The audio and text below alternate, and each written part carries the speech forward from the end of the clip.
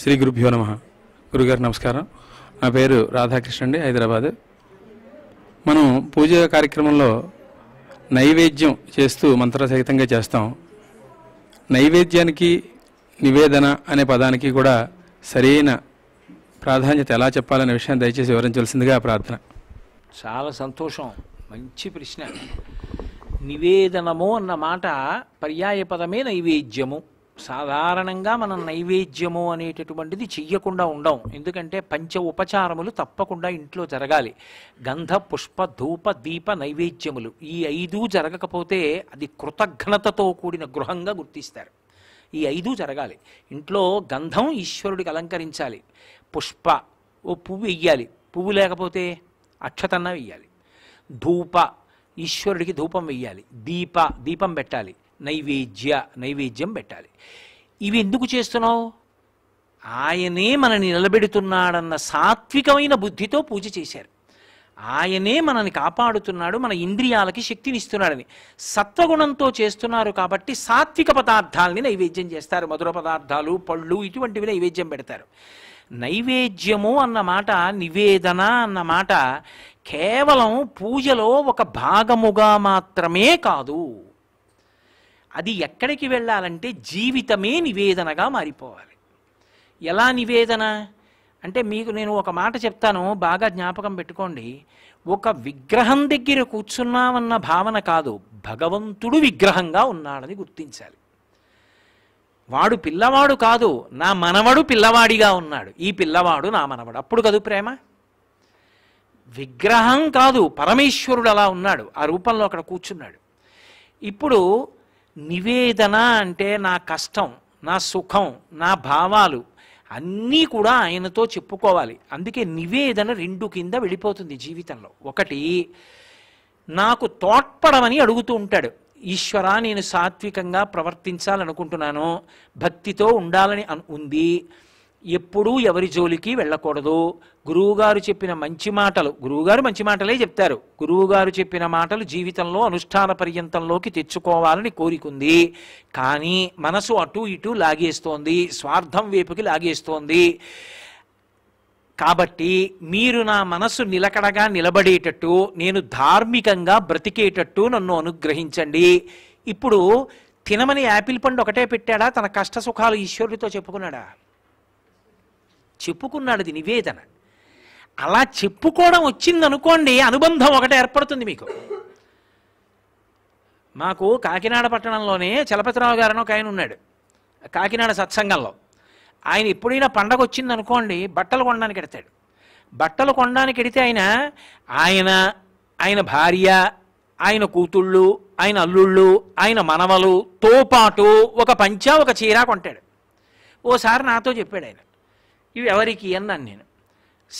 స్వామికండి, మా ఇంట్లో మరి సింహాసనంలో ఉన్నారు కదండి, పండగ ఆయనకి కూడా కదా, అందుకని స్వామికి కూడా ముందు ఆయనకి కొన్నానండి, పెద్ద ఆయన కదా, తల్లి తండ్రిని, ఆయనకి పెట్టి ఆయన కట్టుకుంటారు, మేము కట్టుకుంటాం అన్నాడు. భావనామాత్ర సంతుష్టాయై నమో నమః. ఆయన నమ్మాడు, ఉన్నాడు మా ఇంట్లో అని. లక్ష్మీనారాయణులనండి, పార్వతీ పరమేశ్వరులనండి, మా ఇంట్లో ఉన్నారు సింహాసనంలో, వాళ్ళు కూర్చుంటారు, ఎప్పుడు నా యోగక్షేమాలు చూస్తారు, వాళ్ళకి కొనద్దు బట్టలు, అందుకని ముందు కొన్నాడు.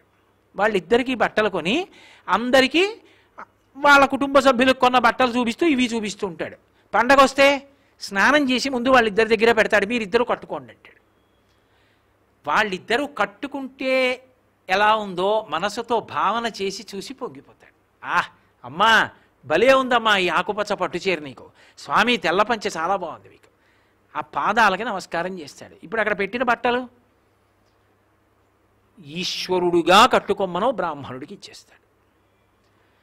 ఆయనకు ఒక కష్టం వచ్చిందనుకోండి, పూజ గదిలోకి వెళ్ళి, స్వామి ఏమిటో ఇలా ఇబ్బంది వచ్చింది, చాలా మనక్లేశం పడుతున్నానండి అని చెప్తాడు. ఆయనకు సుఖం వచ్చిందనుకోండి, కొడుకు ఎంసెట్ పరీక్ష కడుతుంటే కాపాడమని దండం పెట్టి కొడుక్కి మంచి ర్యాంక్ వస్తే మాత్రం బావమరిదికి ఫోన్ చేయడు. మళ్ళీ మంచి ర్యాంక్ వచ్చిందని ముందు వెళ్ళి పూజా మందిరంలో పరమేశ్వరుడికే చెప్తాడు, స్వామి వెళ్లే ముందు మిమ్మల్ని అడిగాను కదా, ఎంత అనుగ్రహించారో, మంచి ర్యాంక్ వచ్చింది స్వామి, కృతజ్ఞుణ్ణి, నా బిడ్డను అలాగే కాపాడండి అని నమస్కారం పెడతాడు తప్ప వెళ్లే ముందు ఈశ్వరుడు, ర్యాంక్ వచ్చినప్పుడు బావమరిది, ఏం భక్తి అది? నివేదన అంటే వాడు ముందు గుర్తుకొచ్చుట. కష్టమునందు సుఖమునందు కూడా అన్నీ ఆయనతో పంచుకోవడం అలవాటైపోయింది. ఇప్పుడు ఏమవుతుంది? భక్తి పూజగదికి పరిమితం కాదు, విశ్వవ్యాప్తమైంది. నీకు అంతటా భగవంతుడే ఉన్నాడు. ఒకవేళ అది జరగలేదు, నువ్వు అనుకున్న పని అవ్వలేదు, ఇప్పుడు బెంగపెట్టుకోడు. ఈశ్వర ఎందుకు అలా చేశావో, అది జరిగితే ఏదో ప్రమాదం ఉండేదన్నమాట, జరగకుండా చేశావు, ధన్యుణ్ణి. నేను మీకు ఒక ఉదాహరణ చెప్తా. ఒకప్పుడు పేర్లు ఎందుకు రండి అలాంటి వాటికి, కానీ నాకు తెలిసిన వాళ్ళందరూ పెళ్ళికి వెళ్ళారు. ఒక ఆయన మాత్రం, ఏమండి నాకు చాలా తెలిసి ఉన్నాయనండి, కానీ పెళ్ళికి భోజనానికి వెళ్ళలేకపోతున్నానండి, పొద్దున్నే వెళ్ళి ఓసారి ఏదో వాళ్ళని అభినందించేసి కానుక ఇచ్చేసాను, చాలా తెలిసి ఉన్నాయన, కానీ ఏం చేస్తానండి, చాలా అకస్మాత్ ప్రయాణం వచ్చింది, సాయంకాలం వెళ్ళాలి, పెళ్ళికి వెళ్ళలేకపోతున్నానని బెంగ పెట్టుకుని వెళ్ళిపోయాడు. ఈ పెళ్ళికి వెళ్ళిన వాళ్ళందరూ భోజనం చేశారు. అందులో ఎలా కలిసిపోయిందో తెలుసు, ఆహారంలో విషం కలిసిపోయింది. వీళ్ళందరినీ హాస్పిటలైజ్ చేసేశారు, కన్యాదాతలతో కలిపి మగపెళ్లి వారితో కలిపి. ఈయనొక్కడు రైలు ఎక్కిపోయాడు కాబట్టి బతికిపోయాడు. ఆ అన్నం తినకముందు అన్నాడు, తినలేకపోతున్నానండి, పెళ్లి భోజనానికి వెళ్ళట్లేదు, పెళ్లికి ఉండట్లేదు అన్నాడు. ఇది ఫోన్లో వినన్నాడు, ఈశ్వరుడు ఎంతటి నాకు అదృష్టం ఇచ్చాడండి, రైలు ఏ 10ంటికో అయితే అక్కడే పడిపోతే ఎంత ముఖ్యమైన పని మీద వెళ్ళాలండి, ఏమైపోయినా జీవితం అన్నాడు.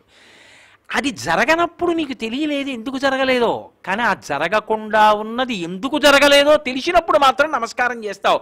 అన్ని వేళలా తెలియాలని ఏమీ నియమం లేదు, అన్ని వేళలా తెలియక్కర్లేదు. అందుకే ప్రథమో దైవ్యోభిషకు, ఈశ్వరుడు వైద్యుడు లాంటి వాడు.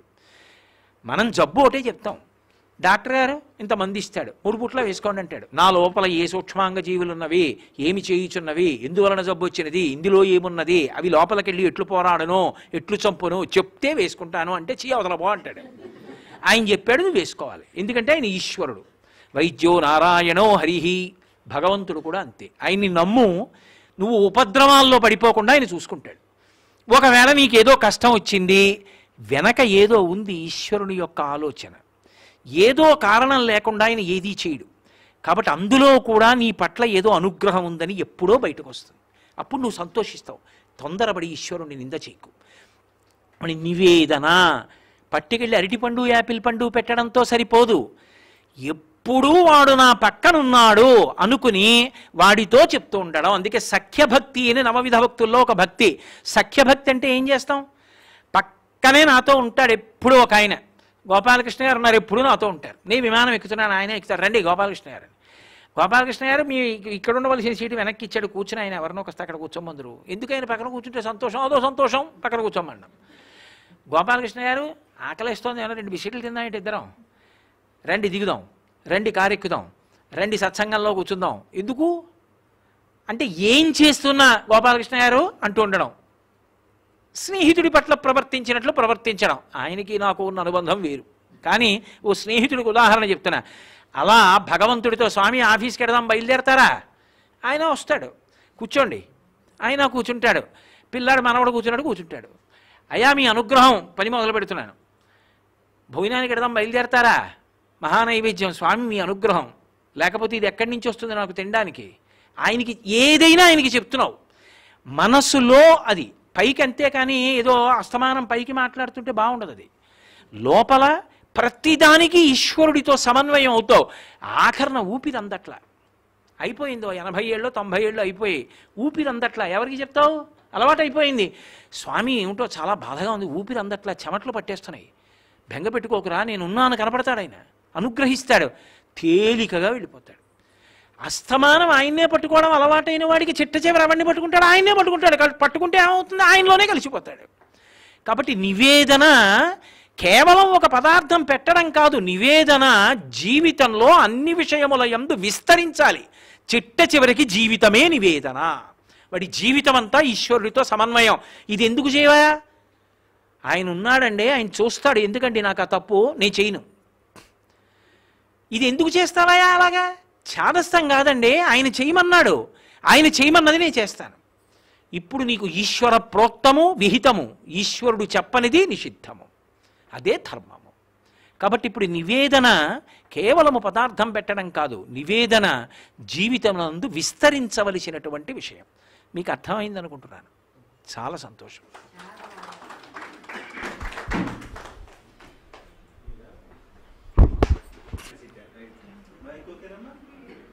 పూజ్య గురువులకి నా నమస్కారములు.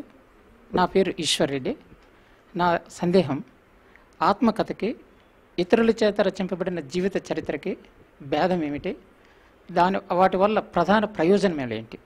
ఇది నా చాలా చాలా గంభీరమైనటువంటి ప్రశ్న వేశారు. జీవిత చరిత్ర ఒకరి చేత వ్రాయబడినది, ఆత్మకథ, ఈ రెండిటికి భేదం ఏమిటి, ఈ రెండిటిలో ఉండేటటువంటి ప్రాధాన్యతాక్రమం ఏమిటి? ఆత్మకథ అంటే తనకి తానుగా వ్రాసుకుంటాడు. అది ఎందుకు వ్రాసుకుంటారు అంటే తనని తాను పొగుడుకోవడానికి వ్రాసుకోరు. తన జీవితంలో ఉత్థాన పతనాల్ని, తన జీవితంలో వచ్చిన తప్పుల్ని, తన కష్టాల్ని, తన యొక్క బలాన్ని, తన బలహీనతని, తను సాధించిన దాన్ని, తను విఫలమైన దాన్ని అన్నీ చెప్తారు. నిష్పాక్షికంగా చెప్తారు. గాంధీ గారి జీవిత చరిత్ర ఉంది. గాంధీ గారి జీవిత చరిత్రలో ఆయన చిన్నతనంలో చేసినటువంటి దొంగతనం చెప్పుకున్నారు. ఆయన చేతి దస్తూరి బాగుండదు, నా దస్తూరి బాగుండదు అని చెప్పుకున్నారు. ఆయనకి చిన్నప్పుడు ఆటలు ఆడలేదు. ఆయన ఆటలు ఆడకపోవడం వల్ల శరీర దారుఢ్యం ఎందుకు కలగలేదో చెప్పుకున్నారు.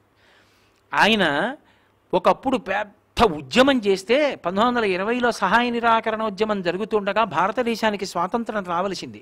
చౌరీ చౌరా అన్న చోట ఒక ఆంగ్లేయ సిపాయిని పట్టుకుని సజీవ దహనం చేశారు. ఉద్యమంలోకి హింస ప్రవేశించింది కాబట్టి, అహింస నా ఉద్యమానికి ప్రాణం కాబట్టి ఈ ఉద్యమం జరగడానికి వీల్లేదని ఆపేశారు. దాని వలన సిద్ధాంతం పట్ల గాంధీ గారికి ఎంత విశ్వాసం ఉంటుందో అర్థమవుతుంది. అది చివరికి చనిపోయే ముందు కూడా తుపాకీ గుండు తగులుతున్న హే రామ్ అంటూ పడిపోయారంటే ఆయన ఎంతటి మహితాత్ముడో అర్థమవుతుంది. ఆయన జీవితంలో ఉత్థాన పతనాలని చూసినప్పుడు ఆయన ఏ విషయాలు నేను చిన్నతనంలో చేశానని బాధపడ్డానని చెప్పారో అవి మనం చెయ్యకూడదు అని అర్థమవుతుంది. ఏ బలం ఆయన్ని నిలబెట్టిందో అది చదివిన నాడు ఆ బలం సంతరించుకోవాలన్న ఆలోచన కలుగుతుంది. తన జీవితాన్ని పుస్తకంగా తెరిచిపెట్టి 10 మంది దాంట్లోంచి ఉత్సాహాన్ని పుంజుకుని ఉన్నతమైన పథంలో నడవాలన్న కోరికతో మహాత్ములైన వారు జీవిత చరిత్రలు వ్రాస్తారు. అందుకే అటువంటి జీవిత చరిత్రలు తప్పకుండా చదవాలి. ఇక రెండవ విషయం, మహాత్ముల యొక్క జీవితాల్ని చరిత్రలుగా వ్రాయడం.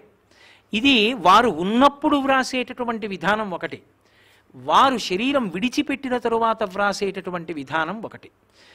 ఈ మధ్యకాలంలో పివిఆర్కే ప్రసాద్ గారు గొప్ప సీనియర్ ఐఏఎస్ ఆఫీసర్, ఒకప్పుడు ప్రధానమంత్రి కార్యాలయంలో పనిచేశారు. వారు పుస్తకం రాశారు, అప్పుడు ఏమైందంటే, అది ఆ పుస్తకం పేరు. భారతదేశాన్ని అంతటినీ కుదిపేసినటువంటి ఒక సందర్భంలో అప్పుడు ప్రధానమంత్రిగా ఉన్నటువంటి పివి నరసింహారావు గారు ఏం చేశారు అన్నది ఆయన దగ్గర కార్యదర్శిగా ఉన్న పివిఆర్కే ప్రసాద్ గారికి తెలుసు. అందుకే ఒక మహాద్భుతమైనటువంటి పుస్తకాన్ని రాశారు, అప్పుడు ఏమైందంటే అని. అది చరిత్ర, జరిగిపోయిన దాన్ని రాశారు. ఒక్కొక్కచో వారు ఉండగానే రాస్తారు. వారు ఉండగానే ఎందుకు వ్రాస్తారు అంటే ఆయన అంతటి మహితాత్ముడు. దానికి ఎప్పుడు ఆయన జీవితం పరిసమాప్తమైన తర్వాత అది బయటికి రావడం కాదు, అది వెంటనే వచ్చేయాలంతే.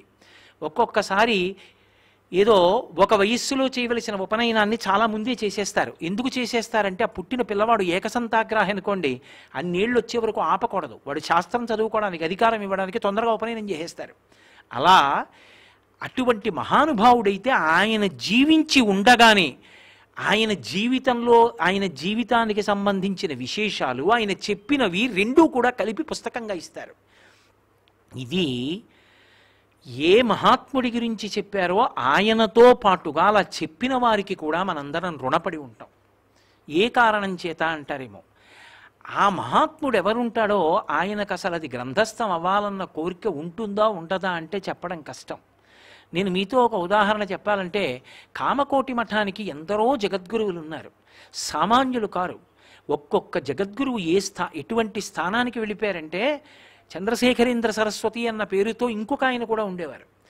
ఆయన ఒకసారి ఆయన దగ్గరికి ప్రతివాదులు వచ్చి వాదించడానికి కూర్చున్నారు. మొదలు పెట్టండి అన్నారు ఆయన. వాళ్ళు ఏదో మొదలు పెట్టబోయి వాళ్ళకి స్ఫురించలేదు. వాళ్ళు అన్నారు, మీ ఒళ్ళో పసిపిల్ల ఆడుకుంటోంది, ఆ పిల్ల ఆడుతుంటే నవ్వుతుంటే మాకు జ్ఞాపకం రావట్లా, ఆ పిల్లని దింపేయండి మాట్లాడుతూ ఉన్నారు. ఆయన అన్నారు, నేను సన్యాసిని, నా ఒళ్ళో పిల్ల ఎందుకు ఆడుకుంటుంది, నా ఒళ్ళో పిల్ల లేదు, మీరు ఉందనుకుంటున్నారు, చెప్పండి అన్నారు. వాళ్ళకి ఆ పిల్ల కనపడుతోంది నవ్వుతూ. ఆ పిల్ల నవ్వుతూ కనబడుతుంటే వాళ్ళకి ఏం గుర్తు రావట్లేదు, వాళ్ళు చెప్పలేకపోయారు. ఆఖరికి వాళ్ళకి జ్ఞాపకానికి వచ్చింది, ఆయన ఎవరో తెలుసా, పురుష రూపంలో ఉన్న కామాక్షి, ఆయనతో వాదిస్తావా అని కామాక్షి పరదేవతయే ఆయన ఒళ్ళో పసిపిల్ల అయి పడుకుంది. ఇప్పుడు ఎదురుగుండా ఉన్న వాళ్ళు వాదించలేకపోయారు. ఈ విషయం ఎలా ఉంటుంది, ఎలా వస్తుంది వెలుగులోకి?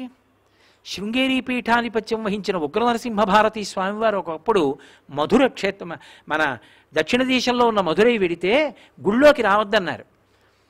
ఆయనకి నేనే గుళ్ళోకి వచ్చి పూజ చేయకూడదా అని ఆశ్చర్యం కలిగి శిష్యుణ్ణి కొబ్బరి బొండం తెమ్మని మంత్రం చదివి కొబ్బరి బొండం పట్టుకున్నారు. ఎదురుగుండా ఉన్న మీనాక్షీదేవిలో ఉన్న శక్తి అంతా కొబ్బరి బొండంలోకి వెళ్ళిపోయింది.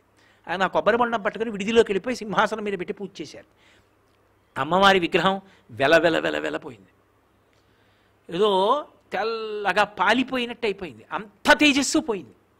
పైగా రోజు రోజుకి వివరణం అయిపోతోంది. అప్పుడు పసిగట్టారు ఉగ్ర నరసింహ భారతీ స్వామి వారు శక్తినంతటినీ లాగేశారు కొబ్బరి బొండంలోకి. వెళ్ళి ఆయన కాళ్ళ మీద పడ్డారు. అయ్యా, పొరపాటు మీ వంటి మహితాత్ములు వస్తే గుళ్ళోకి రావద్దడం ఏమిటి? అలాంటి వాళ్ళు వస్తారని స్వామి సంతోషంగా నిలబడతాడు, ఆయన్ని రావద్దంటే ఇంకేమిటి, ధూర్తతనం కాదు. కాబట్టి వెంటనే ఆయన దగ్గరికి వెళ్ళి కాళ్ళ మీద పడి ప్రార్థన చేస్తే ఆయన మళ్ళీ గుళ్ళోకి వెళ్ళి నిలబడి ఆ కొబ్బరి బొండంలో ఉన్నటువంటి అమ్మవారి శక్తులన్నీ అమ్మవారిలోకి ప్రవేశపెట్టేశారు. అంతే, మీనాక్షి పరమకాంతితో నిలబడింది. ఎలా తెలుస్తుంది ఈ విషయం?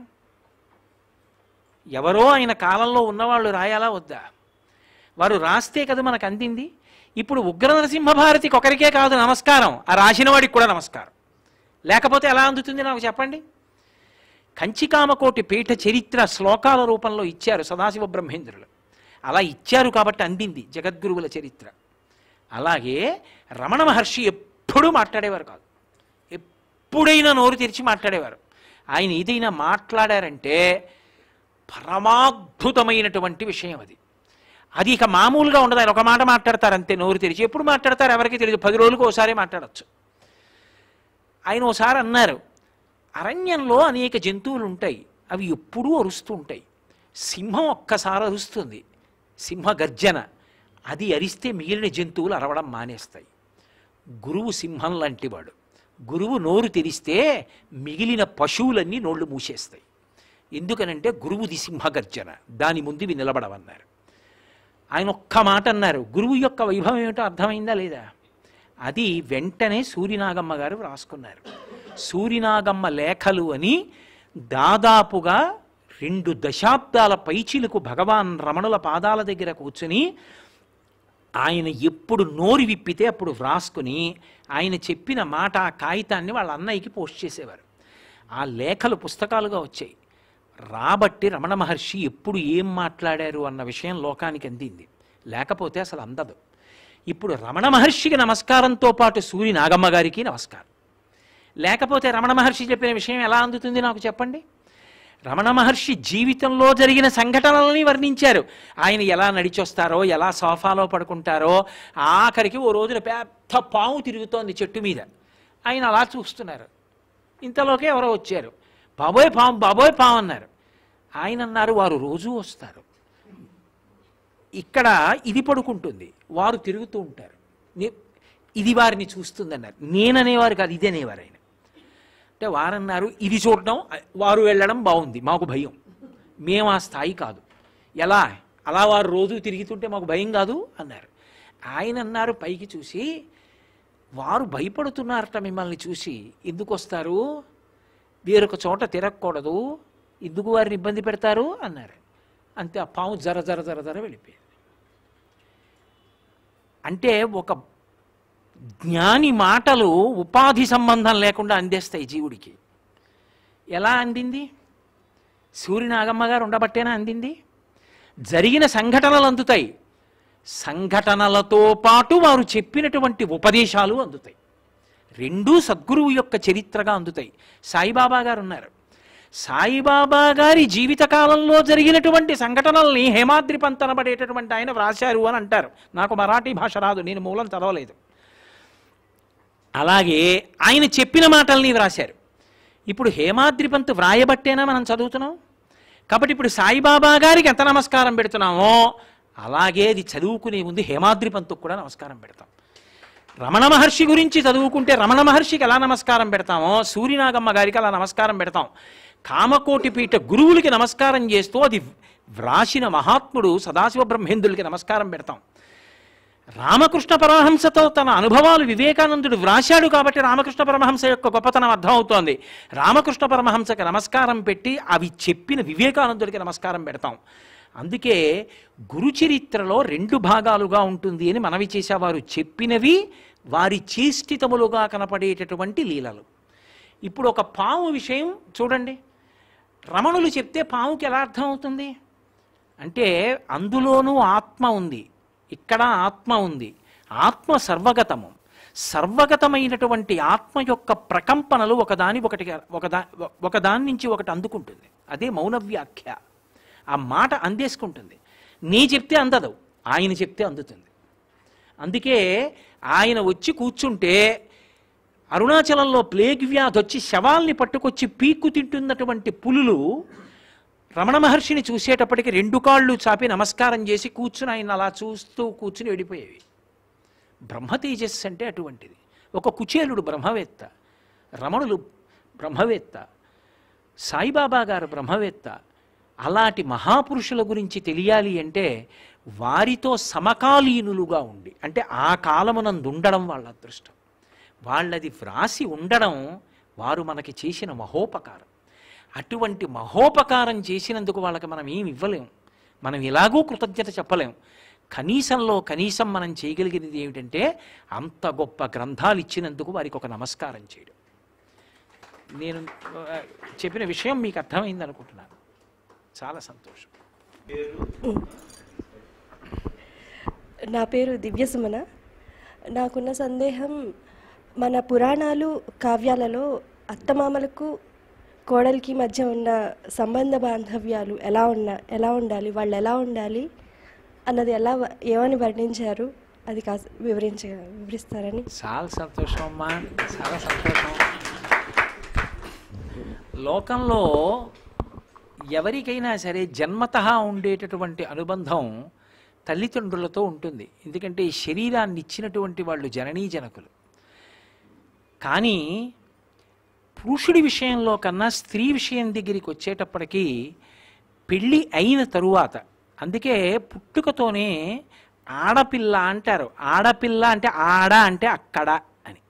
ఆడపిల్ల, ఈ పిల్ల ఇక్కడ ఉండదు, అక్కడికి వెళ్ళిపోతుంది. అక్కడ కుటుంబంలో శాశ్వత సభ్యత్వం అమ్మాయిది.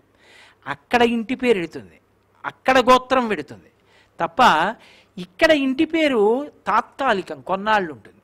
ఇక్కడి గోత్రం కొన్నాళ్ళు ఉంటుంది. తర్వాత అక్కడది మాత్రం శాశ్వతం. ఆమె కడుపున పుట్టిన పిల్లలు ఆ వంశానికి చెందినవారు అవుతారు, ఆ గోత్రానికి చెందినవారు అవుతారు, ఆ ఇంటి పేరుకి చెందినవారు అవుతారు. అందుకని ఆ పిల్ల ఇక్కడ పుట్టింది కానీ అక్కడికి వెళ్ళిపోతుంది. అందుకే ఆడపిల్ల. ఈడ పిల్ల కాదు ఆ పిల్ల. మరి ఈడ పుట్టి ప్రయోజనం, ఆ పిల్ల నడవడి చేత ఇద్దరినీ ఉద్ధరిస్తుంది, పుట్టింటి వారిని మెట్టినింటి వారిని. ఇందులో చిత్రం ఏమిటంటే పెళ్ళి కానంత వరకు తండ్రిది అగ్రస్థానం. తండ్రి పరమ పూజనీయుడు. పెళ్ళైన తరువాత కూడా తండ్రి పూజనీయుడు, అది నిస్సందేహం. కానీ ఒక్కసారి ఆడదానికి పెళ్ళైపోతే కోడలు వచ్చిన తర్వాత పరవశించిపోయేవాడెవరు అంటేట మామగారట. మామగారు అంత ఆనందపడిపోతాట నా కోడలు అని. ఎక్కడో పుట్టిన పిల్ల ఎవరింట్లోనో పుట్టింది. ఆ తండ్రి ఎంత ప్రేమతో పెంచుకున్నాడో, ఆ తండ్రికి ఎంత బెంగో ఆ పిల్ల మీద. ఆమె సంతోషంగా ఉండాలి, సంతోషంగా ఉండాలి, సంతోషంగా ఉండాలి, ఎన్ని నమస్కారాలు చేస్తాడో. ఆయన కూతురు ఇంటి పేరు మార్చుకుందా, గోత్రం వదిలిపెట్టేసిందా, తన తల్లిదండ్రులను వదిలేసిందా, తోబుట్టువులను వదిలేసిందా, స్నేహితుల్ని వదిలేసిందా, నా కొడుకుని నమ్ముకుని వాడి చిటికిన వేలు పట్టుకుని నా ఇంటికి వచ్చేసిందా, వాడితోడిదే తన జీవితం అంతా అని నమ్మిందా, నా పెద్దరికం దేనికి? ఆ పిల్ల మనసు బాధపడకుండా చూడవలసిన ప్రధాన కర్తవ్యం ఆ ఇంటి పెద్దగా మామగారిగా నాది. నా ఇంటి కోడలు వచ్చిందనుకోండి, నా కోడలు యోగక్షేమాలు చూడవలసింది నేను. ఆమెకి భర్తగా దైవం కావచ్చు, కానీ వాడు నా మాట వినవలసిన వాడు. వాడు నా కోడలితో ఏ పింకితనం చేసినా, వాడి వలన నా కోడలు మనసు బాధపడ్డా, వాణ్ణి పిలిచి చూపుడు వేలు చూపించి కోడల కంట నీటి బిందువు పడ్డానికి వీల్లేదు, ఒళ్ళు దగ్గర పెట్టుకో, అని చెప్పవలసింది నేను. ఏమ్మా సంతోషంగా ఉన్నారా, ఇద్దరూ కలిసి సంతోషంగా అలా వెళ్ళిరండి అని వాళ్ళిద్దరూ చక్కగా వెడుతుంటే చిలకా గోరింకల్లా చూసి మామగారు మురిసిపోతాడు. మామగారుట జీవితంలో కోడలి యొక్క సుఖం కోసం అంత పరితపిస్తాట. అందుకే ఆడదానికి పెళ్లి చేసేటప్పుడు భర్త ఒక మాట అడుగుతాడు, నువ్వు గుండెలు బాదుకుని ఏడుస్తూ నా కంట ఎప్పుడూ కనపడకుండెదవుగాక అని చెప్తాడు. కానీ అటువంటి ఆడదాని జీవితంలో గొప్ప నష్టం అంటూ జరిగితే ఎప్పుడు అని అడిగారు. మామగారు వెళ్ళిపోయిన రోజున. అంటే మామగారు వెళ్ళిపోవడం అంటే మామగారి శరీరం ఏ రోజున పడిపోతుందో, ఆయన ఏ రోజు మరణిస్తాడో ఆ రోజు మాత్రం కోడలు ఏడవవలసిన రోజే అన్నారు. ఎందుకంటే ఇక తనని అంత ప్రేమించి ఆమె కోసం ఎప్పుడూ ఆలోచించి సంతోషంగా ఉండాలని తాపత్రయపడేటటువంటి వ్యక్తి వెళ్ళిపోయాడు. ఆయన వెళ్ళిపోయాక ఇక ఆ స్థానంలో అలా ఆలోచించి పెద్దరికంతో కూర్చునేవాడు ఇక ఉండడు. అలా ఇంటికి పెద్దరికం వహించి కోడలంటే అంత ప్రేమట. అందుకే తొలిచూలు మొట్టమొదటిసారి గర్భిణి అయితే భర్త వచ్చి అడవి పంది ముళ్ళుతో సీమంతో నయనం చేస్తాడంటే పాపట ఇక్కడ వరకు తీసి దువ్వుతాడు. దువ్వితే మొదటి కానుక ఎవరిస్తారంటే మామగారిస్తాడు. సూడిద అంటారు. సూడిద అంటే కానుక. ఎవరిస్తారంటే మామగారిస్తాడు. కోడలికి ఓ మంచి నగో, కోడలికి తనకున్నటువంటి శక్తిలో మంచి చీరో పసుపు కుంకాలు ఏవో పట్టుకొచ్చి పరమ సంతోషంతో ఇస్తాట. ఎందుకనంటే అమ్మా ఏ ఇంట పుట్టిన పిల్లవో, నాకు మనవణ్ణి ఇస్తున్నావు, నాకు మనవరాల్ని ఇస్తున్నావు, అమ్మా తాతనవుతున్నానమ్మా. ఎందుకని అంటే నాకే కొడుకు కూతురు ఉన్నారనుకోండి, కూతురు వైపు మనవలు ఉంటారు, కొడుకు వైపు మనవలు ఉంటారు. శాస్త్రంలో చమత్కారం చెప్తారు, కొడుకు వైపు మనవలు కూతురు వైపు మనవలు కలిసి ఆడుకుంటున్నారు. ఆడుకుంటుంటే ఏదో నాకున్న 2 ఆవులు పక్కదొడ్లో పడ్డాయి అనుకోండి, తాతగారు మీ ఆవులు పక్కదొడ్లోకి పోయాయి అంటాడు కూతురు మనవడు. తాతగారు మన ఆవులు పక్కదొడ్లోకి పోయాయి అంటాడు కొడుకు పిల్లలు. నా అన్న వంశోద్ధరణ ఇటువైపు నుంచి అంటే కోడల వైపు నుంచి. ఎక్కడో పిల్ల ఇక్కడ వంశాన్ని పెంచుతోంది. నా మనవడు, అమ్మయ్యా నా మనవడిని చూసుకున్నాను, నా వంశాన్ని చూసుకున్నాను, నా మనవరాల్ని చూసుకున్నాను. ఆ వయసులో నా పిల్లల ముద్దు ముచ్చట్లు ఎప్పుడో బాల్యంలో మరిచిపోయాక మళ్ళీ ఆ మనవడు నడిచొస్తుంటే వాళ్ళు నన్ను చూసుకుని, మనవరాల్లో నా భార్యను చూసుకుని, నా కొడుకుని చూసుకుని, నా కోడల్ని చూసుకుని, మేనత్త పోలికలని మా అమ్మాయిని చూసుకుని, ఇంతమందిని చూసుకుని మామగారు వృద్ధాప్యంలో మురిసిపోయేటటువంటి సజీవమైన బొమ్మనిచ్చి ఆడించగలిగిన ఓదార్చగలిగిన ఏకైక వ్యక్తి కోడలొక్కతే. అందుకే కోడలకి సూడిదా అంటే మామగారు ఇస్తాడు కానుక అని. ఆ మామగారు కోడళ్ళ యొక్క అనుబంధం అంత గొప్పది. అందుకే పెళ్ళైపోయిన ఆడపిల్ల దగ్గరికి వెళ్ళి అమ్మా మీరెవరు అని అడిగాను అనుకోండి, తన పేరు చెప్పకూడదు, తన భర్త పేరు చెప్పకూడదు. మొదట ఏం చెప్పాలంటే మామగారి పేరు చెప్పాలి. చెప్పి నేను ఫలానా వారి కోడలనండి అని చెప్పాలి. ఎవరైనా నా దగ్గరికి వచ్చి ఏమండి మీ కోడల్ని అమ్మా నువ్వెవరు అని అడిగితే చాగంటి కోటేశ్వరరావు కోడలని చెప్పిందండి అని అనుకోండి, నేను ఈశ్వరుడికో నమస్కారం చేస్తాను, మంచి కోడల్ని ఇచ్చావు స్వామి అని. ఎందుకని? నా పేరు చెప్పిందని కాదు, ధర్మాన్ని నిలబెట్టింది అని. అందుకే సీతమ్మని సుందరకాండలో అంత కష్టంలో ఉండగా హనుమ వెళ్ళి అమ్మా నువ్వెవరని అడిగాడు. అడిగితే పృథివ్యా రాజసింహానాం ముఖ్యస్య విదితాత్మన స్నుషా దశరథస్యాహం శత్రు సైన్య ప్రతాపిన అంది. చనిపోయిన మామగారైనా తక్కువ చేయలేదు. ఆ మామగారు కోరికలు కోరబట్టే మా ఆయన వచ్చేసాడు ఇన్ని కష్టాలు పడుతున్నాను అనలేదు.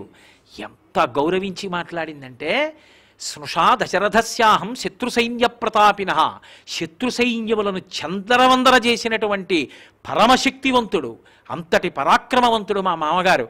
ఆ దశరథ మహారాజు గారి పెద్ద కోడలు. ధర్మాన్ని నేర్పింది సీతమ్మ. అందుకే మామగారు చనిపోయిన తరువాత ఆఖరికి సంవత్సరీకం కానీ తద్దినం కానీ పెట్టవలసి వస్తే ఆ చనిపోయిన రోజు వస్తే ఆ వచ్చిన రోజున దీపం పెట్టాలి. దీపం పెట్టి తద్దినం పెట్టాలి. తద్దినం పెట్టవలసి వస్తే అధికారి ఎవడు అంటే తనూభవుడు అంటారు, శరీరంలోంచి వచ్చిన కొడుకు. ఆ కొడుకు అక్కడే ఉన్న పితృదేవతలు తీసుకోరు. కోడలు దీపం వెలిగించాలని కోరుకుంటారు. ఆ కోడలు దీపం వెలిగించడానికి ప్రతిబంధకం వచ్చిందనుకోండి, ఆమె ఏదో కారణం చేతో 3 రోజులు ఇంట్లోకి రాకూడదనుకోండి, ఆమె మళ్ళీ శౌచమును పొందే వరకు తద్దినం వాయిదా పడిపోతుంది. పడిపోయి ఆమె దీపం పెట్టాక పితృదేవతలు వచ్చి ఆ జలతర్పణ పుచ్చుకుని నీళ్లు తాగుతారు.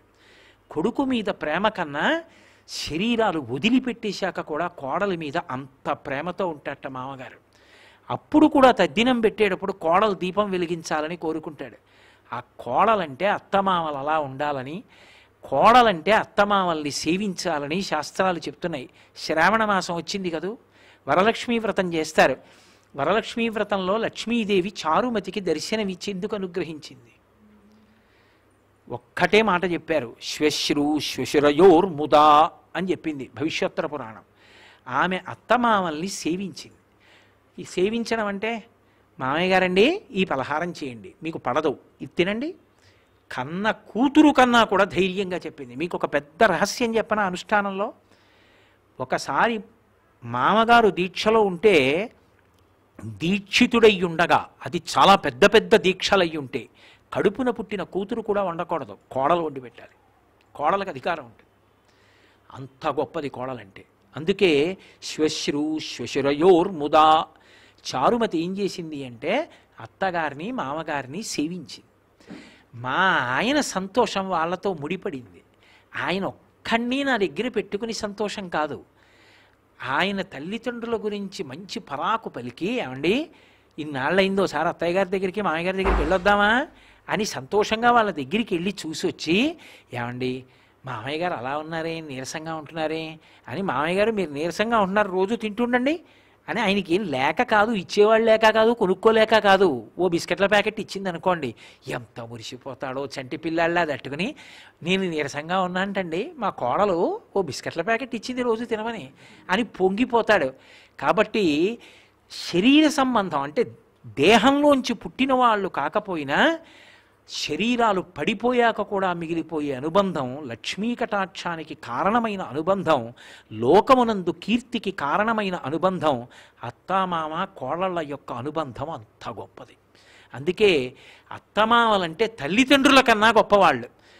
తండ్రి మామగారు అలా పక్క పక్కన నిలబడితే పెళ్ళైపోయిన ఆడపిల్ల పుట్టింట్లో ఉన్నా సరే మొదటి నమస్కారం మామగారికే చెయ్యాలి. అందుకే సీతమ్మ, దశరథ మహారాజు గారు చనిపోయాడు, రాముడు పరిగెత్తుకొచ్చాడు సీతమ్మ దగ్గరికి. మా నాన్నగారు చచ్చిపోయాడు సీతమ్మ అనలేదు. ఆయన అన్నాడు, సీత మృతస్తే శ్వశుర పితాహీనోసి లక్ష్మణ అన్నాడు. సీత మీ మామగారు చచ్చిపోయారు, లక్ష్మణ నీకు నాన్నగారు చచ్చిపోయారు అన్నాడు.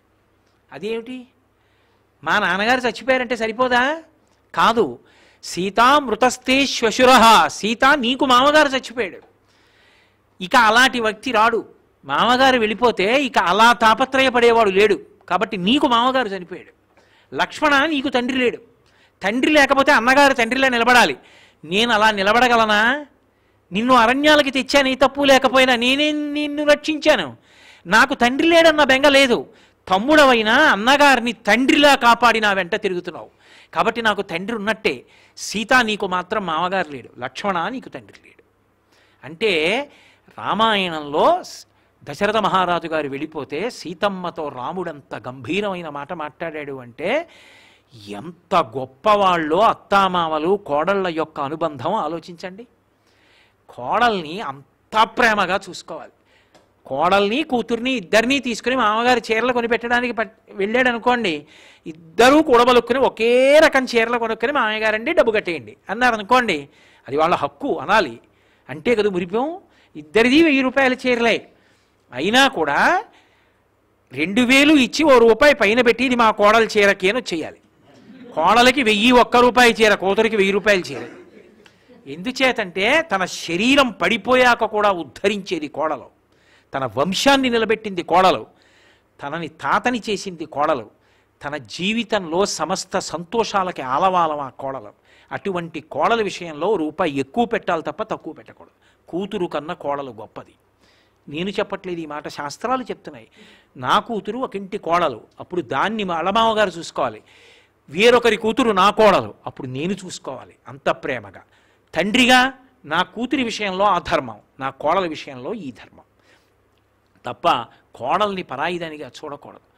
కోడల్ని బయటికి పంపించి ఇంట్లో మాట్లాడుకోవడం తప్పు. ఆమె మెడలో ఏనాడు నీ కొడుకు తాళి కట్టాడో ఆనాడే ఆ ఇంటి కష్టసుఖాలన్నీ ఆమెకి తెలుసు. అంతే. ఏది మాట్లాడినా ఆమె ముందే. ఆమెకి తెలియనిది ఆ ఇంట ఉండదు. అది మొదట ఎవరు పాటించాలంటే మామగారు పాటించాలి. ఆమె నా ఇంటి సభ్యురాలు, నా కడుపున పుట్టిన కూతురు కన్నా గొప్పది. అందుకే ఏది కానివ్వండి ఆమె ముందే మాట్లాడాలి. అంతేకాని కొడుకుని పిలిచి రే కోడలికి చెప్పకి విషయం అని అనకూడదు. వాళ్ళిద్దరూ విభాజ్యం ఒకటే. కోడలికి చెప్పరా ఈ విషయం అని చెప్పాలి. ముందు కోడలికి చెప్పమని చెప్పాలి. అది మామగారికి ఉండవలసిన లక్షణం. అంత గొప్పగా మాట్లాడాయి అత్తామామలు కోడల యొక్క అనుబంధం గురించి. అలా అందరూ సంతోషంగా శాంతిగా అన్ని కుటుంబాలు వృద్ధిలోకి రావాలని కోరుకుందాం. ఏమ్మా? నమస్కారం అండి. నా పేరు శ్రీదేవి. నాకున్న సందేహం, గోవు సంబంధమైన విషయాలు మన శాస్త్రంలో, మన ధర్మంలో, మన వాంగ్మయంలో ప్రత్యేకమైన పూజనీయత పొందడానికి గల కారణాన్ని కొంచెం వివరించండి. తప్పకుండానమ్మా. గోవు సాక్షాత్ పరదేవతా స్వరూపం. ప్రధానంగా గోవు దేని కొరకు సృజింపబడింది అంటే ఆరాధన యందు కొన్ని పరిమితులు ఉంటాయి. అందరూ అన్ని ఆరాధనలు చేయలేరు.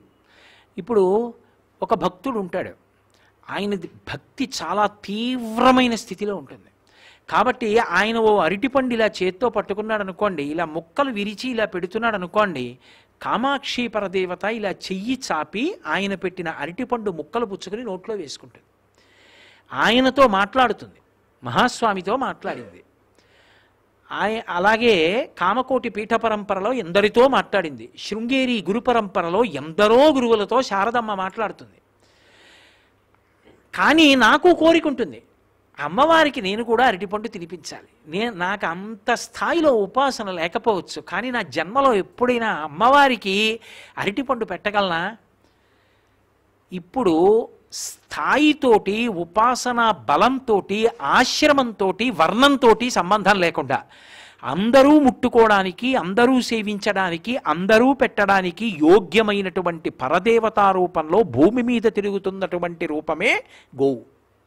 ఆవు దగ్గరికి వెళ్ళి అరటిపండు తొక్క తీసి నేను ఇలా పెడుతుంటే ఆవు తిందనుకోండి, ఆ పళ్ళతో తింటూ అది నాలుకతో లాక్కుంటూ ఉండగా నేను ఆ నోటిలో కామాక్షిని చూసినా చూడకపోయినా నేను ఆవుకి పెట్టిన అరటిపండు కామాక్షి పరదేవతకి స్వయంగా పెట్టినదే అవుతుంది. గోవు పృష్ఠభాగానికి పసుపు రాసి బొట్టు పెడితే కామాక్షి పాదములకు పసుపు రాసి బొట్టు పెట్టడమే. గోవు మీద నీళ్లు పోశాననుకోండి, కామాక్షి పరదేవతకు అభిషేకమే. గోవుకి ఒళ్ళు రుద్దుకోవడానికి గరుకు స్తంభం వేశాననుకోండి, అమ్మవారికి ఉపచారం చేసినట్టే. అందుకే అది ఒళ్ళు రుద్దుకోవాలంటే తోక అందదు. గంగడోలుకి దురద, గంగడోలు అంటే మెడ కింద భాగం వేలాడుతూ ఉంటుంది. అది ఎలా గోక్కుంటుంది? ఓ గరుకు స్తంభం ఉంటే దానికేసి రుద్దుకుంటుంది, వెంట్రుకలు కింద పడతాయి. ఎన్ని వెంట్రుకలు కింద పడ్డాయో పితృదేవతల్ని అన్ని వందల సంవత్సరముల స్వర్గలోకంలో పెడతారు. దాని రోమానికి కూడా అంత శక్తి. గోసేవయే పరబ్రహ్మము యొక్క సేవ.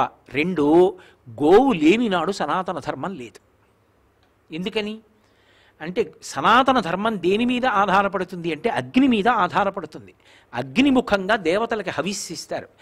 అగ్నిముఖంగా హవిస్సు ఇవ్వాలి అంటే యాగశాలలో హోమగుండం కట్టాలి. హోమగుండం కట్టాలి అంటే భూమికి పవిత్రత ఉండాలి. భూమికి పవిత్రతను ఎలా తీసుకొస్తారు? ఒక్క పదార్థము చేతనే తెస్తారు, ఆవు పేడతో అలకాలి. ఆవు పేడ వినా లోకములో పవిత్రతని తేవడానికి వేరొక పదార్థము లేదు. ఏ జీవి యొక్క మలమూత్రములైనా దుర్వాసన, ఒక్క గోవు యొక్క మలము మాత్రం సువాసనతో ఉంటుంది. ఆ గోమయంతో అలికారనుకోండి, రేపు శ్రావణ శుక్రవారం వస్తే వరలక్ష్మీ వ్రతం చేసే ముందు భూమిని గోమయంతో అలకాలి. లేకపోతే అది ఇంట్లో నీ తొక్కిన నేల, గోమయంతో అలికి అప్పుడు అమ్మవారిని పెట్టాలి. కాబట్టి గోమయం ఉంటే భూశుద్ధి జరుగుతుంది. పంచగవ్యాల్ని ప్రాశనం చేస్తే లోపల ఉన్న పాపాలు కాలిపోతాయి. ఆవు పాలు ఉంటే, ఆవు నెయ్యి ఉంటే తప్ప యజ్ఞం చెయ్యలేరు. ఎలా స్వాహాకారం చేస్తారు? స్వాహా అని పిలిచి హవిస్సు ఇవ్వాలంటే ఆవు నెయ్యి ఉండాలి. ఆవు నెయ్యి ఉంటే తప్ప దేవతలు అందుకోరు. దేవతలు అందుకోకపోతే వాళ్ళకి ఆకలి తీరదు. ఆకలి తీరకపోతే వర్షం కురిపించరు. వర్షం కురిపించకపోతే మనం అందరం సంతోషంగా ఉన్నాం. ఆవు మీద ఆధారపడింది. అందుకే గోబ్రాహ్మణేభ్యః శుభమస్తు నిత్యం లోకా సమస్తా సుఖినో భవంతు. గోవు బ్రాహ్మణుడు ఉన్నారనుకోండి, ఆయన వేదం చదువుకున్నాడు, గోవు ఉంది, లోకంలో ఇబ్బంది వచ్చింది. ఇప్పుడు దాని నివారణకి కావలసినటువంటి యజ్ఞాన్ని, హోమాన్ని బ్రాహ్మణుడు వేదమంత్రాలతో, స్వరంతో, గోమయంతో అలికి ఆవునీతితో, స్వాహాకారంతో హవిస్సిచ్చి దేవతల్ని తృప్తిపరచి అందరి యొక్క కామ్యాలు తీరుస్తాడు. అందుకని గోవు బ్రాహ్మణుడు ఎప్పుడూ శుభంగా ఉండాలి, అందరూ శుభంగా ఉంటారు. అంటే దాని అర్థం మిగిలిన వాడు పాడైపోవాలి, గోవు బ్రాహ్మణుడు బాగుండాలని కాదు. వాళ్ళిద్దరూ బాగుంటే అందరూ బాగుంటారు. కాబట్టి గోబ్రాహ్మణిభ్య శుభమస్తు నిత్యం లోకా సమస్తా సుఖినో భవంతు. 33 కోట్ల మంది దేవతలకి ప్రదక్షిణం చేయడం ఎప్పుడూ సాధ్యం కాదు. ఎక్కడుంటారు 33 కోట్ల మంది ప్రతిష్టై? గోవు చుట్టూ తిరిగారనుకోండి, 33 కోట్ల మంది దేవతలకి మీరు ప్రదక్షిణం చేశారు అని ఖాతాలో వేసేస్తారు. అందుకే గోవు లాంటి ప్రాణి లోకంలో లేదు. కొన్ని ప్రాణుల యొక్క ధూళి మీద పడకూడదు, అపమృత్యు దోషం వస్తుంది. మేకల మంద వెళ్ళిపోతుంది అనుకోండి, దాని డెక్క మించి రేగిన మట్టి మీద పడకూడదు అకాలంగా. అదే గోవులు వెళ్ళిపోతున్నాయి అనుకోండి, సాయంకాలం వేళ గోధూళి పైకి లేచిందనుకోండి, ఆ ధూళి మీద పడితే అదొక పవిత్రమైనటువంటి స్నానం. అది మీద పడినంత మాత్రం చేత వాడు ఏ పవిత్ర కర్మ చేయడానికైనా యోగ్యుడైపోతాడు. అందుకే గోధూళి వేళ అని ఆ కాలమునందు ఒక ప్రత్యేకమైనటువంటి ముహూర్తం, గోవుల డెక్కల నుంచి ధూళి పైకి రేగేటటువంటి సమయం. గోవు అంత గొప్ప ప్రాణి. అందుకే సనాతన ధర్మంలో గోవుని రక్షించడం, గోవుని కాపాడడం అంత గొప్పవి. ఎంత గొప్పవో మీకు నేను ఒక ఉదాహరణ చెప్పాలంటే, కామకోటి పీఠాధిపత్యం వహించిన చంద్రశేఖరేంద్ర సరస్వతి మహాస్వామి వారు ఒక మారేడు చెట్టు దగ్గర వేసిన పాకలో ఉండేవారు. పక్కన గోశాల ఉండేది. 97 ఏళ్ల వయస్సు వచ్చేసింది ఆయనకి.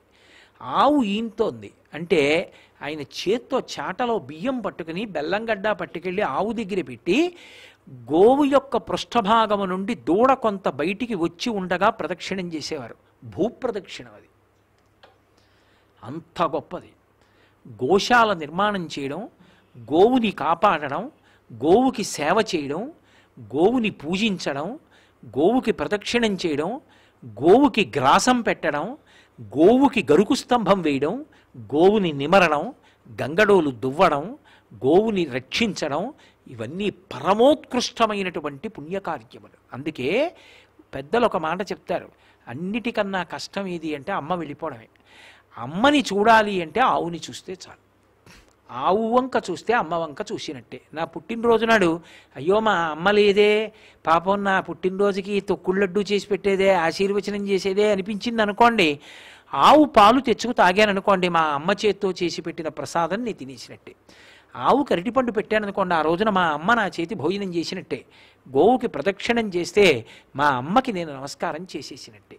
అందుకే గోమాత జనకమాతలాగా నిలబడుతుంది. అందుకే పాలు లేని పిల్లలకు ఆవు పాలు అంటారు. పశువుల నుండి వచ్చేటటువంటి పాలు రజోగుణ తమోగుణాలు కల్పిస్తాయి.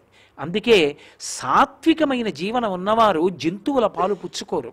కానీ సన్యాసాశ్రమంలో ఉన్నవాళ్ళు కూడా ఆవు పాలు తాగుతారు. ఎందుకో తెలుసా? బుద్ధిని సత్వమునందు నిలబెడుతుంది ఆవు పాలు. అంత గొప్ప ప్రాణి ఆవు. అటువంటి గోవులు సర్వే సర్వత్రా కాపాడబడుగాక. అలా కాపాడబడడానికి కావలసినటువంటి సమస్తమైన శక్తులు భగవంతుడు మనకు అనుగ్రహించుగాక అని నమస్కారం చేద్దాం. ఏమ్మా? శ్రీ గురుభ్యో నమః. మీరు చాలాసార్లు మాకు గురు విశిష్టత గురించి, గురు వైభవం గురించి ఎన్నో వివరించారు. కానీ మేము గురువుని కోరికలు కోరవచ్చా అన్నది ప్రత్యేకంగా మీరు దాని గురించి కాస్త వివరించారు. తప్పకుండా కోరవచ్చు. ముందు ఆ మాట చెప్పేస్తే అయోమయం ఉండదు. తప్పకుండా కోరవచ్చు. కానీ ఒక్క విషయాన్ని మీరు జాగ్రత్తగా గమనించవలసి ఉంటుంది. కోరికలు కోరడానికి, కోరికల్ని పొందడానికి అనేకమైన మార్గాలు ఉన్నాయి.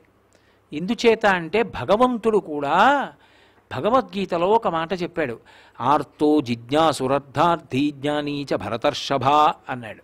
నా దగ్గరికి ఆర్తులు వస్తారు, జిజ్ఞాసువులు వస్తారు, అర్థార్థులు వస్తారంటే డబ్బు కావాలన్న వాళ్ళు వస్తారు, జ్ఞానీచ చ అంటే కూడా జ్ఞానులు కూడా వస్తారు. భగవంతుడు అన్నాడు, అసలు కోరికలు లేకుండా ఉండడం ఎలా సంభవం? ఉంటుంది. అది మంచికి కానీ ఏ కోరిక నాకు ఉండకూడదు. కోరికైనా కదా?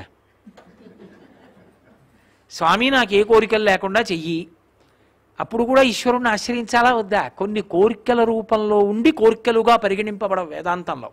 స్వామి శారదా నవరాత్రులు బాగా చేయించిన చేత అన్నాను అనుకోండి, అది కోరిక అనరు. అది ఈశ్వరానుగ్రహాన్ని అపేక్షించడం, అప్పుడు దాన్ని కామ్యం అనరు. లౌకికమైన కోరికలు. లౌకికమైనటువంటి కోరికలు కోరడానికి అనేకమైన మార్గాలు ఉన్నాయి. ఒక్క మాట చెప్పాలంటే భగవంతుణ్ణి ఆశ్రయిస్తాం కామ్యంతో. అసలు ధర్మార్థ కామమోక్ష చతుర్విధ పురుషార్థ బల సిద్ధ్యర్థం అని కదండి సంకల్పం. గురువు కూడా సమస్త కోర్కెలను అనుగ్రహించగలడు. ఎందుకంటే గురువు పరబ్రహ్మస్వరూపం. వశిష్ఠ మహర్షి దగ్గరికి వెళ్ళాడు దిలీపుడని నేను చెప్పానా లేదా?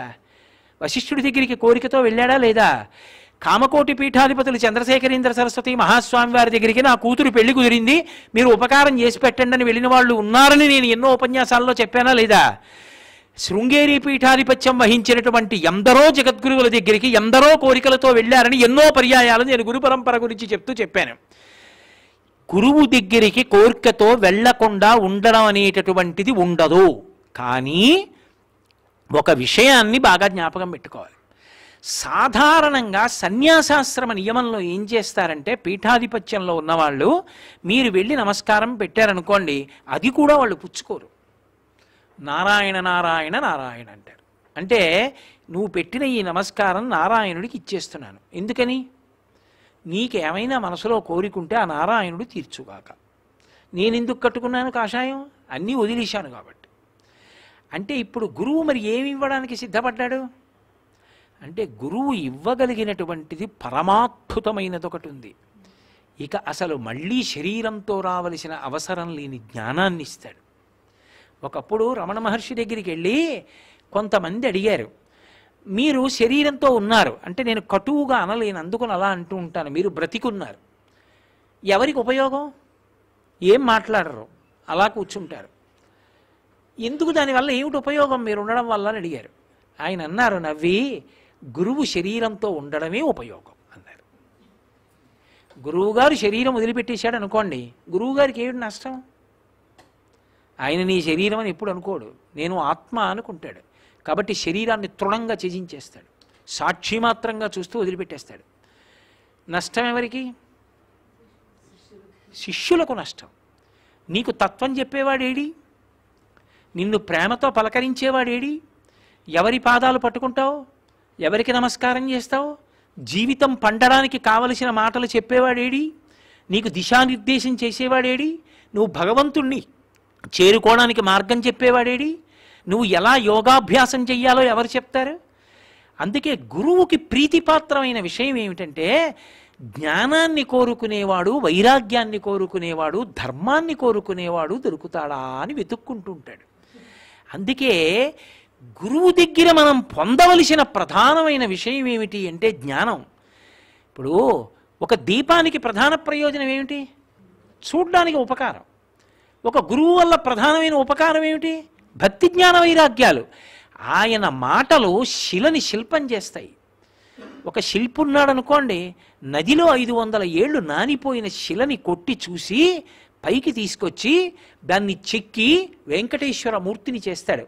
దాన్ని తీసుకెళ్లి గుళ్ళో ప్రతిష్ఠ చేశారు. ఇప్పుడు తాను ప్రతిష్ఠించినటువంటి మూర్తి కొన్ని కోట్ల మంది కోరికలు తీరుస్తుంది.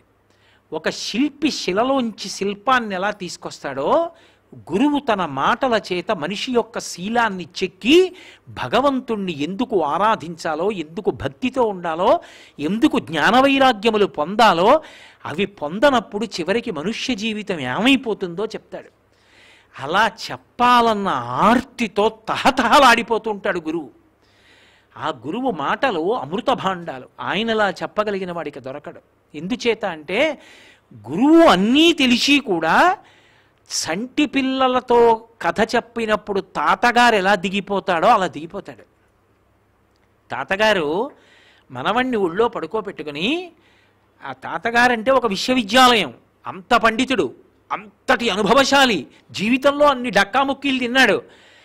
మనవడు వచ్చి తాత తాత నీ పక్కన పడుకుంటాను తాత అంటాడు. అసలు తాత మనవల మధ్య అనుబంధాన్ని పరమేశ్వరుడు అందుకు పెట్టాడు. ఆ ఇంట్లో అందరికన్నా అనుభవం ఎవరిది? పిల్లాడి తండ్రిది కాదు, తాతది. వాడు అందుకే తాత దగ్గర పడుకుంటాను, తాతయ్య దగ్గర పడుకుంటానంటాడు. తాతయ్య దగ్గర వాడు ఏం కోరుతాడు? తాత దగ్గర పడుకోవడం కాదు, తాత దగ్గర కథ కోరుకుంటాడు. తాత తాత కథ చెప్పు తాత, కథ చెప్పు తాత అంటాడు. తాతకి ఎంత సంతోషం. వాడిని పోన్లే అమ్మా ఇక్కడ పడుకొని ఇవాళ అంటాడు. కోడలతో చెప్పి పడుకోబెట్టుకుని వాడు బొజ్జ మీద చెయ్యేసి, నాన్న నీకో కథ చెప్పనా, పూర్వం ఓ కాకి ఉండేదిరా, ఓ నక్క ఉండేదిరా. కాకి ఎక్కడో మాంసం ముక్క తెచ్చిందిరా, చెట్టు మీద కూర్చుని తింటోందిరా. నక్క కింద నుంచి వచ్చిందిరా. కాకి బావా నువ్వు ఎంత బాగా పాట పాడతావో అందిరా. కాకి మురిసిపోయి పాట పాడతానని చెప్పి నోరు తెరిచిందిరా. మాంసం ముక్క కింద పడిందిరా, నక్క ఎత్తుకుపోయిందిరా అంటాడు. మనవడు అని నవ్వి, తాతగారని మీరు నాకు ఎప్పుడు ఇలాంటి కథలే చెప్తారు. ఎక్కడైనా కాకిని నక్క బావా అని పిలుస్తుందా నాన్న తాతగారని? కాకి నక్క మాట్లాడుకుంటాయా అండి అంటాడు కొంచెం ప్రాయం వస్తుండగా. రే, అందులో ప్రధానమైన విషయం ఏమిటో తెలుసా నీకు? నీకు రాబోయే జీవితంలో నీ దగ్గర ఏదైనా సాధించుకుందామని నిష్కారణంగా పొగిడేవాళ్ళు ఉంటారు. ఆ నిష్కారణంగా పొగిడేవాళ్ళు ఎందుకు పొగుడుతారో తెలుసా? నిజంగా నీలో గుణం ఉందని కాదు, నీ దగ్గర ఏదో పని చేయించుకోవడానికి. కాకి బాగా పాడతావంటే వెర్రికాకి నోరు తెరిచింది, మాంసం మొక్క కింద పడింది, నక్కెత్తుకుపోయింది. కాబట్టి ఒరే, జీవితంలో జాగ్రత్త సుమా. పొగిడే వాళ్ళందరూ నిజంగా నీ మీద ప్రేమతో వచ్చారనుకోకు నాన్న అంటాడు. అలా చెప్పిన తాతగారు ఇంకో 5 ఏళ్ల తర్వాత వెళ్ళిపోయాడు. ఈ మనవడు రేపు పొద్దున్న ఐఏఎస్ అయ్యాడు, టీటీడీ ఈఓ అయ్యాడు, కుర్చీలో కూర్చున్నాడు. వచ్చి పొగిడే వాళ్ళందరూ తన వాళ్ళు కారని, ఎవరెందుకు పొగుడుతున్నారో తెలుసుకోవాలని, ఎవరిని ఎంత దూరంలో ఉంచచ్చో తను తెలుసుకోవచ్చని తెలుసుకున్నాడు. అందువల్ల విజ్ఞుడైన పరిపాలకుడయ్యాడు. ఇప్పుడు తాత చిన్నతనంలో చెప్పిన కథ ఆయన ఒక గొప్ప అధికారి కావడానికి కారణమైంది. తాతగారు చెప్పినటువంటి కథ కేవల కథ కాదు, పిల్లవాడికి జ్ఞాన బోధ. అన్ని సముద్రమంత వాంగ్మయాన్ని ఔపోసన పట్టేసిన గురువు పసిపిల్లవాడి స్థాయికి వచ్చినట్టు కిందకొచ్చేస్తాడు. ఒక్కొక్కసారి ఏవో చేష్టితములు చేసి చూపిస్తాడు, దాని ద్వారా లీలగా చెప్తాడు. ఒక్కొక్కసారి నోరు విప్పి బోధ చేస్తాడు. ఒక్కొక్క మాట గురువు మాట్లాడితే ఎంతంత దూరం వెడుతుందో. ఆ ఒక్క మాట విన్నందుకు జీవితం అంతా మారిపోతుందంతే, ఆ ఒక్క మాటకే. అప్పటి వరకు వాడి జీవితంలో మార్పు రాదు.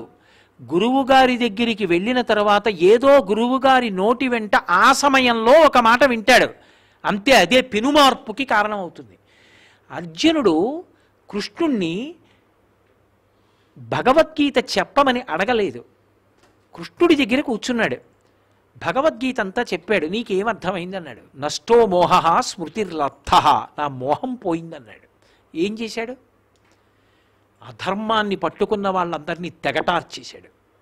ఇప్పుడు స్పష్టత ఏర్పడింది జీవితంలో ఏం చెయ్యాలన్నది. అప్పటికీ ఇప్పటికీ భగవద్గీత అలాగే నిలబడిందా లేదా? అందుకు కృష్ణం వందే జగద్గురుం. మోక్షాన్నే పొందడానికి కావలసిన జ్ఞానం ఇవ్వగలిగినటువంటి గురువుకి ఒక ఆవుదూడని కుక్కపిల్లని ఇవ్వడం కష్టమా? ఏదైనా ఇవ్వగలడు గురువు. గురువు దగ్గరికి కోరికలతో వెళ్ళవద్దు అని శాసనం ఎక్కడా లేదు. తప్పకుండా వెళ్ళచ్చు, గురువుగారి దగ్గరికి వెళ్ళచ్చు, చెప్పచ్చు కూడా. నిజంగా అది ధార్మికమైతే, గురువుగారు నాకు ఇది లేదు, ఇబ్బంది పడుతున్నాను, మీరు భగవంతుణ్ణి ప్రార్థించండి, నేను అనుగ్రహం పొందాలని నన్ను కటాక్షించండి అని అడగచ్చు, ఏమీ తప్పు లేదు. ఒకవేళ తెలిసి తెలియక అలాంటిది అడగకూడదన్న విషయం కూడా గురువుగారి దగ్గర అడగచ్చు. అప్పుడు కూడా గురువు, ఎందుకు నాన్న నీకు ఆ కోరిక వల్ల ఏమిటి నువ్వు పొందుతావు, వద్దు, అలాంటి కోరికలు కోరకవు అని అద్భుతమైన వృత్తాంతం ఒకటి చెప్పి మనసు మారుస్తాడు. కానీ గురువు వల్ల ఉపయోగం, అటువంటి గురువు శరీరంతో ఉంటే నీకు ప్రధాన ప్రయోజనం జ్ఞాన వైరాగ్యాలు. మీరు ఒక్కటి జ్ఞాపకం పెట్టుకోండి, బాగా జ్ఞాపకం పెట్టుకోండి ఈ విషయం. నాకు సబ్బు కావాలి, నేను కిరాణా కొట్టుకు వెళ్ళినా దొరుకుతుంది, మాల్కి వెళ్ళినా దొరుకుతుంది, ఫ్యాన్సీ కొట్టుకు వెళ్ళినా దొరుకుతుంది, కిళ్ళీ కొట్టుకు వెళ్ళినా దొరుకుతుంది. కొన్ని కిళ్ళీ కొట్లలో సబ్బులు కూడా ఉంటాయి. కానీ నాకు ఇవన్నీ కాదు, నాకు కేవలం విశ్వనాథ లింగానికి అభిషేకం చెయ్యాలి. నేను ఎక్కడికి వెళ్ళాలి? కాశీ వెళ్ళాలి. విశ్వనాథలింగం కాశీలో ఎలా ఉంటుందో, గంగ కాశీలోనే ఎలా ప్రవహిస్తుందో, జ్ఞాన వైరాగ్యములు ఇవ్వగలిగిన దక్షత వాక్ప్రవాహమునందున్నవాడు గురువు. దానికన్నా ఇవి తక్కువ, ఇవి పైగా ఇవి దొరకడానికి నీకు స్థానాలున్నాయి. ఈశ్వరుడే ఉన్నాడు. నీకు ఏ కోరిక ఉందో ఈశ్వరుడికే చెప్పచ్చు. ఒకప్పుడు ఒక గురువుగారి దగ్గరికి ఒక శిష్యుడు వెళ్ళాడు. వెళ్ళి నా అంత గొప్పవాడుంటాడా అని అహంకారంతో ఏదో అన్నాడు. గురువుగారు అన్నాడు, లోకంలో అత్యంత పనికి మాలినదేదో వెతికి పట్టుకురా అన్నాడు. చాలా గొప్పవాడివి కదూ, చాలా పనికి మాలింది ఒకటి తీసుకురా అన్నాడు. వాడు వెళ్ళి ఏదో ఒక వజ్రాన్ని, ఉంగరంలో ఉన్న వజ్రాన్ని, చాలా గొప్పది కదా అని పట్టరాబోయాడు. ఒకప్పుడు ప్రకృతిలో ఇంతకన్నా గొప్పగా ఉండేదాన్ని, చాలా పెద్దదిగా ఉండేదాన్ని. నీ ఉంగరంలో ఓ చిన్న వజ్రం అవడం కోసమని నన్ను సానపట్టి ముక్క తీసి ఇంత చేశారు. అసలు నేను ఎంత పెద్ద రూపంతో ఉండేదాన్నో తెలుసా? చీ దుర్మార్గుడా, నన్ను ముట్టుకోకు. తిన్నగా వెళ్ళి ఏదో ఓ కట్టె పుల్ల పట్టుకున్నాడు. నువ్వు ముట్టుకుని తీసుకెళ్ళి కాల్చబట్టే నీ అన్నం కోసం బొగ్గైపోయి బూడిదైపోతున్నాను, నన్ను ముట్టుకోకు అంది. నీ అంత పనికి మారిన వాడు లేడు, ముట్టుకోకు అంది. ఓ పువ్వు ముట్టుకున్నాడు. హాయిగా ఎక్కడో ఒక చెట్టు కొమ్మకి దాని తపఫలంగా మెల్లిగా చిన్న మొగ్గ పుట్టి సువాసన పుట్టి ఇంత అరవిరిసి మా అమ్మ ఒళ్ళో ఆడుకుంటున్నాను. ఇంకా తెల్లవారలేదు, పుణికేశావు, నన్ను ముట్టుకోకు అంది. ఆఖరికి ఎక్కడికి వెళ్ళిపోయాడంటే తను విసర్జించిన మలం దగ్గరికి తాను వెళ్ళాడు. ఆ మలం అంది, ఒరే నిన్న నేను గొప్ప కాశ్మీర యాపిల్ పండుని నువ్వు తినబట్టే ఇలా అయ్యాను, ఇంకా ముట్టుకుంటావా వద్దంది. అప్పుడు అతను వెళ్ళి అన్నాడు గురువుగారి దగ్గర, నాకన్నా పనికి మాలిన వాడికి ఎవరూ లేడన్నాడు. ఇప్పుడు చెప్పండి, గురువు యొక్క ఒక్క మాట పర్వతమంతటి అహంకారాన్ని తీసేసింది. నేనెంతటి వాణ్ణి అన్న స్థితికి వచ్చింది. ఆ వినయం చాలు ఇప్పుడు సమస్త జ్ఞానానికి కారణమైంది. నాకు చెప్పండి, ఇలా చెప్పగలిగిన దక్షత గురువుకి తప్పెవరికి ఉంటుంది? అటువంటి గురువు పాదములు జ్ఞాన వైరాగ్యముల కొరకు, భక్తి కొరకు ఆశ్రయిస్తామన్నది సిద్ధాంత వాక్యం. అంతేకాని దాన్ని కోరికల కొరకు వెళ్ళరాదు అని వేరు సిద్ధాంతాలు ఉంటాయని ఎప్పుడూ అనుకోకూడదు. గురువు పరబ్రహ్మమైనప్పుడు కోరికలతో కూడా వెళ్ళవచ్చు. కానీ జ్ఞాన వైరాగ్యముల కొరకు, భక్తి కొరకు గురువు పాదములు ఆశ్రయిస్తే అది గురువుకి సంతోషం, శిష్యుడికి అభ్యున్నతి హేతువు. అంతటి మహాత్ముడు లభించినప్పుడు అన్నది ఒక హితోపదేశంగా మాట్లాడతారంతే. అంతేకాని వాక్యాలను ఒక్కదాన్ని తీసుకుని వాక్యార్థాన్ని బట్టి సిద్ధాంతాలు చేసి ప్రయత్నాలు చేయకూడదు. కాబట్టి గురువు వద్దకు కోర్కెలతో వెళ్ళడంలో దోషము లేదు. కానీ భక్తి జ్ఞాన వైరాగ్యముల కొరకు ప్రయత్నించడం శ్రేయోదాయకము, గురువు యొక్క సంతోషమునకు కారణము అని భావన చేస్తే మనుష్య జన్మకి సాఫల్యం కలుగుతుంది అని దాని అర్థం అంతే తప్ప వెళ్ళకూడదు అని కాదు అన్న విషయం బాగా మీకు అర్థమైందని నేను అనుకుంటున్నాను. శుభం భూయాత్.